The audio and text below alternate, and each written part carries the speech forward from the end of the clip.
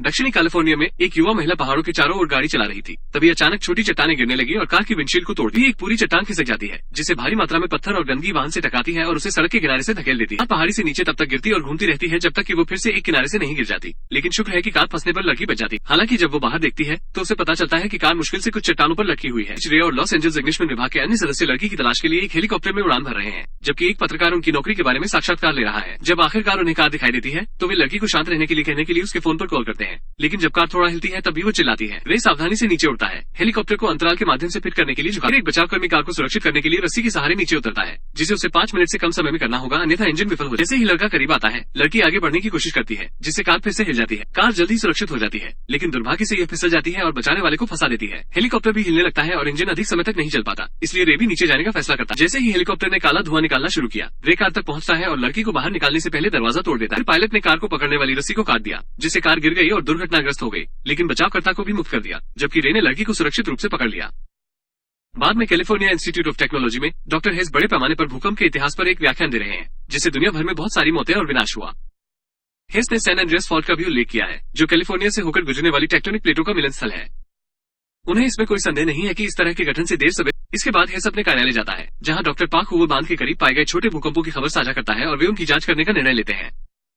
जब रे घर पहुंचता है, उसकी बेटी ब्लेक ने उसे अपने घर पर छोड़ी गई कुछ चीजें मांगने के लिए बुलाया, जिन्हें वो कॉलेज ले जाना चाहती है। उसने अचानक बातचीत समाप्त कर दी क्योंकि उसने मेल खोला और तलाक के कागजात पाए, जिससे वो बहुत परेशान हो गया। फिर रे सामान लेने के लिए ब्लेक के कमरे में जाता है और उसे कुछ पारिवारिक तस्वीरें मिलती हैं, जिनमें ब्लेक की मृत बहन भी शामिल है। नेवादा में हुए बांध पर पाक और हेस एक नए उपकरण के साथ भूकंपीय गतिविधि को माप रहे हैं और क्षेत्र में भूकंप आने से ठीक पहले नाड़ी की दर में अचानक बड़ा उछाल देखकर हैरान है। पाक जल्दी से बाहर आने में सफल हो जाता है, लेकिन उसी समय वो एक लड़की को घायल पैर के साथ देखता है और उसे लेने के लिए रुकता है। फिर वो यथासंभव तेजी से दौड़ना शुरू कर देता है, जबकि जमीन उसके ठीक पीछे ढह जाती है। अचानक पाक लड़खड़ाता है और गिरने से पहले उसने लड़की को हेस पर फेंक दिया। तभी पता चला कि उसके पैर में धातु की छड़ से वार किया गया है और वो फंस गया है।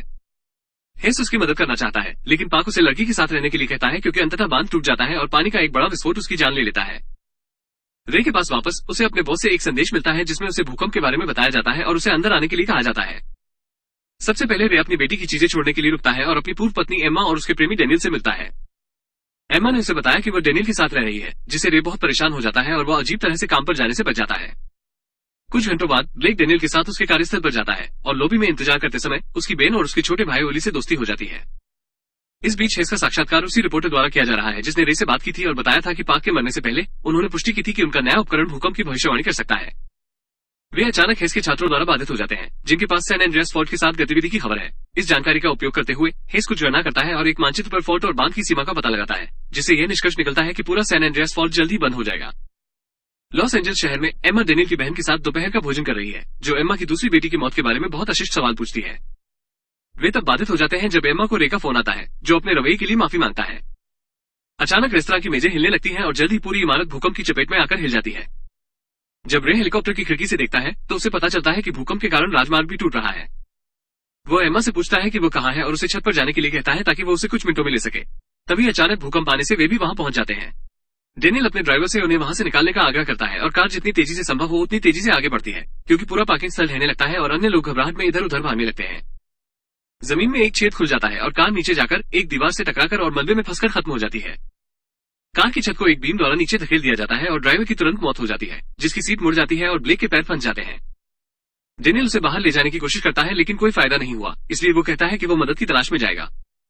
पहली मंजिल पर डेनियल को एक सुरक्षा गार्ड मिलता है और वो मदद मांगता है, लेकिन गार्ड छत गिरने से कुचल जाता है।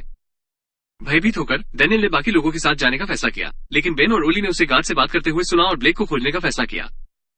उसी समय रे लॉस एंजल्स के लिए उड़ान भरना जारी रखता है और हॉलीवुड साइन को नीचे जाते हुए देखता है। शहर के विभिन्न स्थानों से आग और धुआं आ रहा है और गगनचुंबी इमारतें भी ढहने लगी हैं। रेस्तरां में लोग घबरा रहे हैं और एम्मा दरवाजा खोलने की कोशिश करती है। रेस्तरां का ओवन फट जाता है और शेफ में आग लग जाती है, जबकि एम्मा सभी से कहती है कि उन्हें छत पर पहुंचने की जरूरत है। वो बाहर निकलने की सीढ़ियां ढूंढती है और ऊपर की ओर भागने लगती है, लेकिन लोग नीचे उतरकर भागने की कोशिश करते हैं। छत पर फर्श ढहना शुरू हो जाता है और एम्मा सभी मलबे के बीच गिरती है जब तक कि वो दर्द के साथ निचली मंजिल पर नहीं गिर जाती, जिससे उसे खून और चक्कर आने लगते हैं। हार मानने से इनकार करते हुए वो मलबे के शीर्ष पर चढ़ना शुरू कर देती है, जहां अंततः रे उसे ढूंढ लेता है। एम्मा दौड़ती है और अंतिम सेकंड में कूदने के लिए कुछ छेदों से बचती है। दूसरी इमारत गिरने से ठीक पहले टोकरी को पकड़ने में सफल होती है और इस प्रक्रिया में टोकरी को नीचे गिरा देती है। रे तुरंत उसे ऊपर खींच लेता है और पायलट सीट पर लौट आता है, जहां उसे नियंत्रण पकड़ना होगा, क्योंकि हेलीकॉप्टर को एक अन्य गिरती गगनचुंबी इमारत द्वारा टेलस्पिन में भेजा जाता है। बहुत घूमने और एक दरवाजा खोने के बाद रे हेलीकॉप्टर को नियंत्रण में ले लेता है और इमारतों को कुचलने से पहले ही उड़ जाता है। सैन फ्रांसिस्को में ब्लेक को उसका फोन मिलता है और वो मदद मांगने के लिए रे को फोन करता है, लेकिन वो जल्दी सिग्नल खो देती है। जबकि रे एम्मा से कहता है कि वे उसे बचाने जा रहे हैं। कार के ऊपर और मलबा गिर जाता है। उस समय बेन और ओली ब्लेक को ढूंढते हैं और उसे बाहर निकालने के लिए धातु की बीम का उपयोग करने की कोशिश करते हैं, लेकिन इससे और अधिक मलबा गिरता है। फिर बेन ट्रंक की जांच करता है और उसे एक टायर जैक मिलता है जिसका उपयोग वो गिरी हुई बीम को उठाने के लिए करता है। हालांकि यह केवल आधा फुट ऊपर उठता है। तेजी से सोचते हुए बेन ने कार के टायरों को चपटा करने और अधिक जगह पाने के लिए उन पर वार किया और बीम के कार को कुचलने से ठीक पहले ब्लेक को बाहर निकाल लिया। इस बीच हेस के कार्यालय में समूह निगरानी प्रणालियों से डेटा का विश्लेषण करता है और निष्कर्ष निकालता है कि यह खत्म नहीं हुआ है। हेस लोगों को चेतावनी देने के लिए रिपोर्टर से मदद मांगता है, इसलिए वे मीडिया सेंटर की ओर भागते हैं और समाचार प्रसारण को हैक करने के लिए अधिक छात्रों के साथ टीम बनाते हैं। रिपोर्टर ने हेस का परिचय कराया, जो पूरे देश को सूचित करता है कि अधिक भूकंप आने वाला। भविष्यवाणी करता है कि 9.5 या शायद इससे अधिक तीव्रता का भूकंप आएगा, और यद्यपि यह कैलिफोर्निया में हो रहा है, इसे पूर्वी तट पर भी महसूस किया जाएगा। वो सैन फ्रांसिस्को में लोगों को जितनी जल्दी हो सके वहाँ से निकलने की सलाह देते हैं। बहुत दौड़ने के बाद कंपन अंततः बंद हो जाता है और समूह एक इलेक्ट्रॉनिक्स की दुकान की तलाश में निकल जाता है, क्योंकि रे ने ब्लेक को बिजली बंद होने पर एक पुराने मॉडल का फोन ढूंढना सिखाया था। जब उन्हें एक मिल जाता है तो ब्लेक रे को फोन करता है और बताता है कि डैनियल ने उसे छोड़ दिया है, जिससे एम्मा क्रोधित हो जाती है। रे ने ब्लेक को कोई टावर की ऊंची जगह पर जाने के लिए कहा और उससे वहां मिलने का वादा किया। सड़कों पर डैनियल अन्य जीवित बचे लोगों के साथ चल रहा है, तभी अचानक आए झटकों से एक और इमारत गिर जाती है।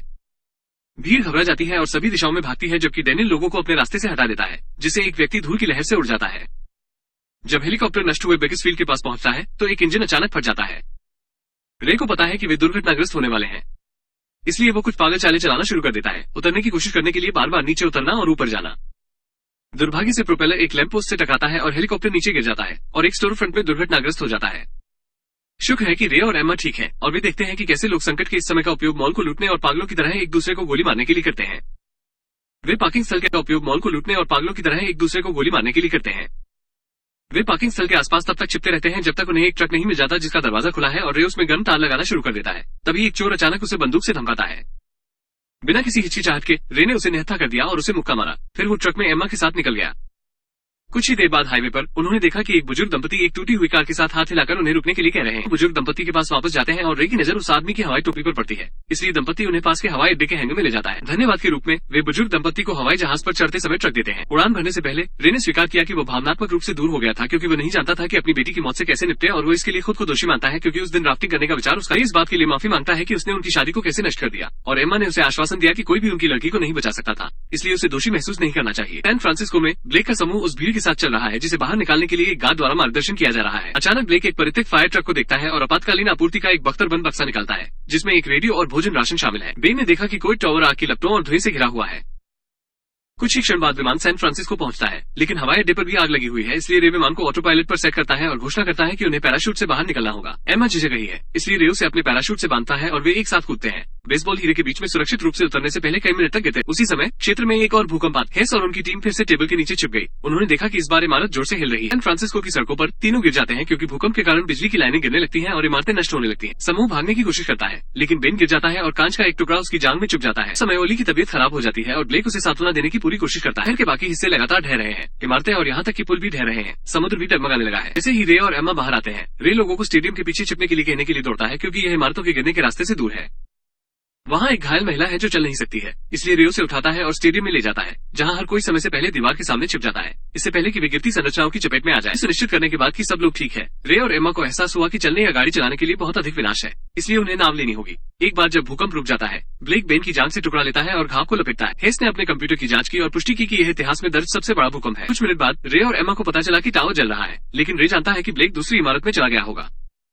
उस क्षण वो देखता है कि जल स्तर बहुत तेजी से बदल रहा है और उसे एहसास होता है कि सुनामी आ रही है। एक चेतावनी रेडियो के माध्यम से ब्लेक तक पहुंचती है और अलार्म पूरे शहर में गूंजने लगता है, इसलिए वे समय पर नोब हिल तक नहीं पहुंच पाएंगे। ब्लेक ने उस इमारत को देखा जिसे डैनियल पास में बना रहा था और उसने फैसला किया कि उन्हें वहां छिपना होगा।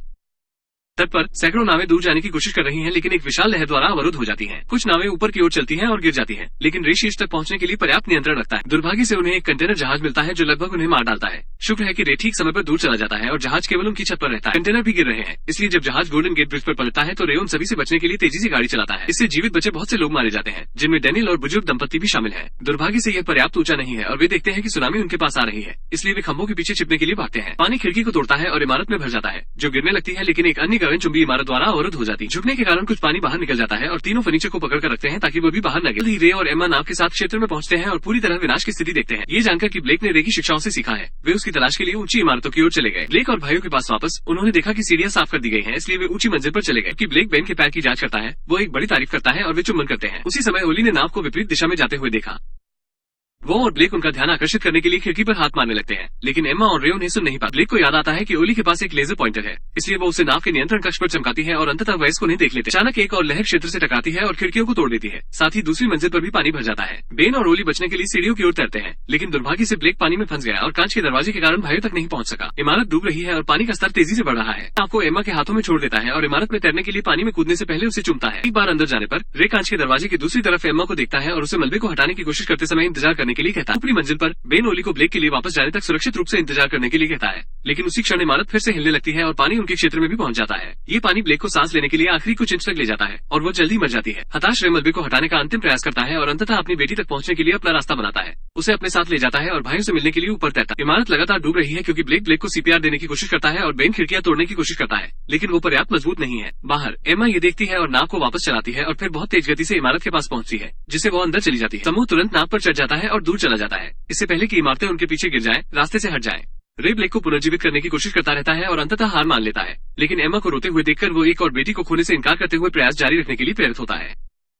अचानक ब्लेक जाग जाता है, चक्कर आ रहा है लेकिन जीवित है और हर कोई राहत में गले मिलता है। कुछ समय बाद नेशनल गार्ड और संयुक्त राष्ट्र की राहत टीमें जीवित बचे लोगों की मदद के लिए क्षेत्र में पहुंचती हैं। उन लोगों को अंतिम अलविदा कहने के लिए बाढ़ पर संकेत पत्र और चित्र लटकाए जाते हैं जो ऐसा नहीं कर पाए। रे और उसका परिवार देखता है कि शहर में क्या बचा है और वो घोषणा करता है कि अब पुनर्निर्माण का समय आ गया है।